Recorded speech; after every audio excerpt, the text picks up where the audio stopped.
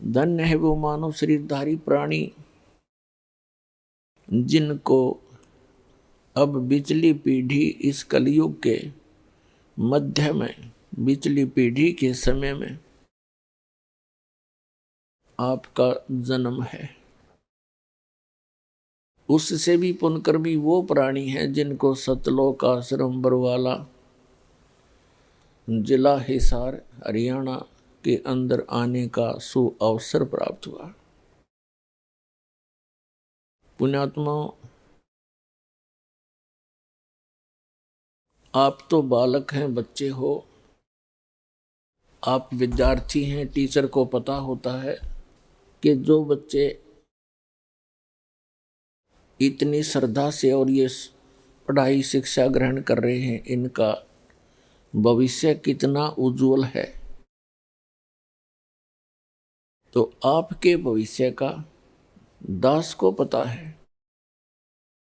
इसके विषय में सूक्ष्म वेद में कहा है कि लख बर सूरा जूझ ही लख बर सावत दे, लख बर यति जहान में तब सतगुरु सुरना ले। आप आज के जन्मे नहीं हो, आप असंख्य जन्मों से, असंख्य युगों से इस काल के जाल में, इस जन्म मरण के इस अरहट के कुएं में आप गिरे हुए हो।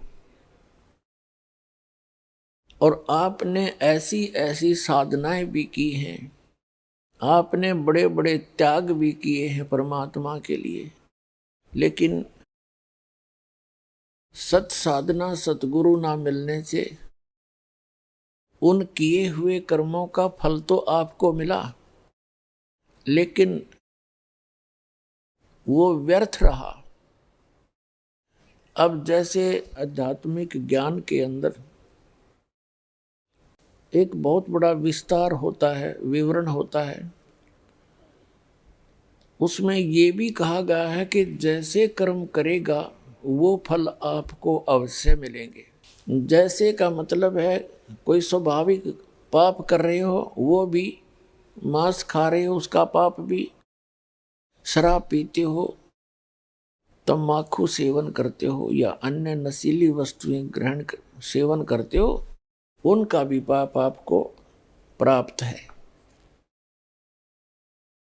और कोई इसके साथ साथ चोरी ठगी डाके डालता है, वो भी पाप आपको मिलना है, लिखा जाता है आपके अकाउंट में।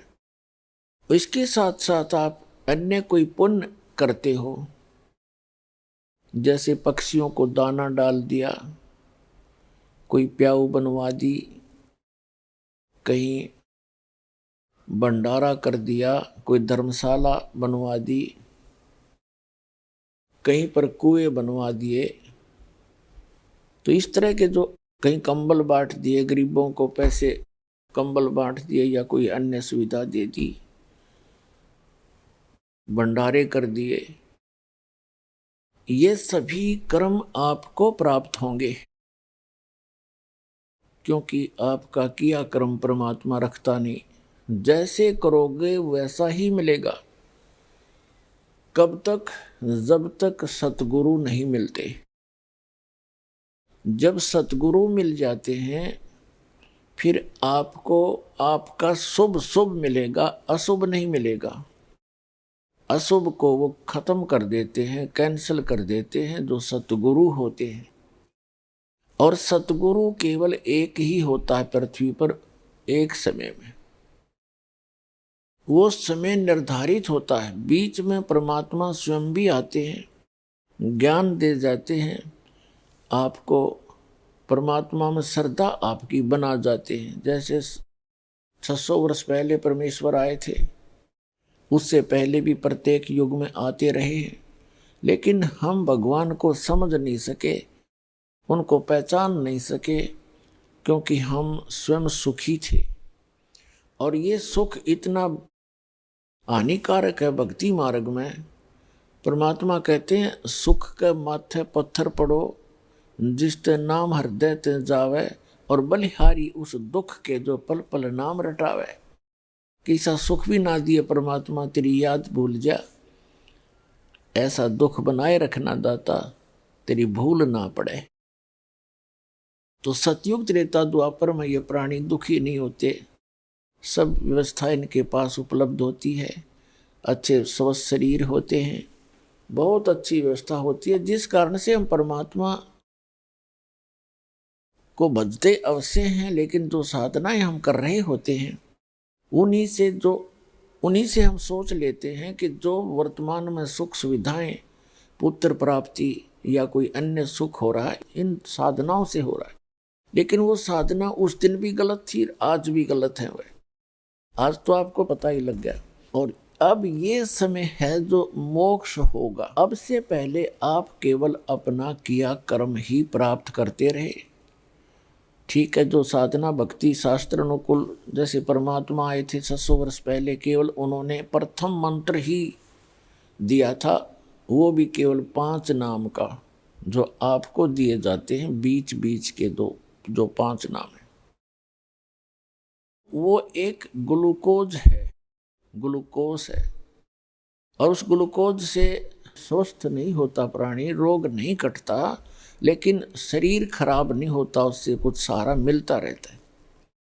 तो जितनी भी ये यज्ञ हैं, प्रथम मंत्र और उसके साथ साथ जो यज्ञ हैं, ये तो समझो एक ग्लूकोज है, और सारनाम और सतनाम जो है ये टैबलेट और इंजेक्शन है इस जन्म और मृत्यु के दीर्घ रोग का नाश करने के। ये प्राप्त नहीं थे अभी तक किसी को। कुछ एक महापुरुषों को प्राप्त हुए, उनको आदेश नहीं था आगे उन मंत्रों को किसी को बताने का। कारण क्या था कि पिछली पीढ़ी तक, अब इस समय तक ये रहस्य गुप्त रखना था परमात्मा ने, नहीं तो काल का दाव लग जाता। ये नकली संत भी यही नाम देते फिरते, उनसे लाभ होना नहीं था, तो परमात्मा के बच्चे काल के जाल में फंसे रह जाते। आदरणीय नानक साहिब जी को ये मंत्र मिला था, सतनाम भी सारनाम भी। उन्होंने किसी भी अपने अनुयायी को, शिष्य को वो मंत्र नहीं दिया सतनाम। ये पूरा सिख समाज इसका प्रमाण है। उनको किसी के पास भी सतनाम नहीं है। एक बार उन्होंने जानबूझकर मर्दाना और बाला के सामने उच्चारण किया था, जब वो लंका देखने के लिए समुद्र के ऊपर से चल रहे थे।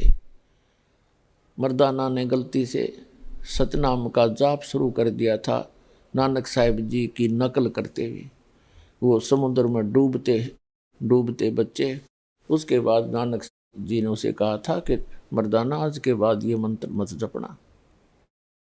उस डर से पूरा सिख समाज उस मंत्र के आसपास भी नहीं गया, किसी को पता भी नहीं लगने दिया उन महापुरुषों ने, आने वालों ने।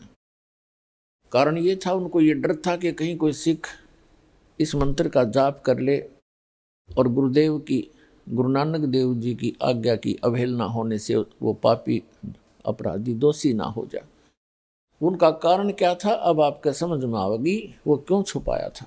ये सतनाम का जाप उच्चारण करने का नहीं है, लेकिन नानक साहिब जी ने जानबूझकर उच्चारण किया कि इनमें से कोई न कोई सा नकल जरूर करेगा और उसको झटका लगेगा और आने वाले समय में एक बैन लग जाएगा। तो पुण्यात्माओं, वो महापुरुषों बैन लगा गए थे। अब इस दास को भेजा है इस बैन को तोड़ने के लिए, उन्हीं परमात्मा के आदेश से। तो कहने का भाव ये है कि जब तक ये समय नहीं आना था, तब तक वो महापुरुष आपको ग्लूकोज लगा गए। अब दास भेज दिया एक सर्जन बना के।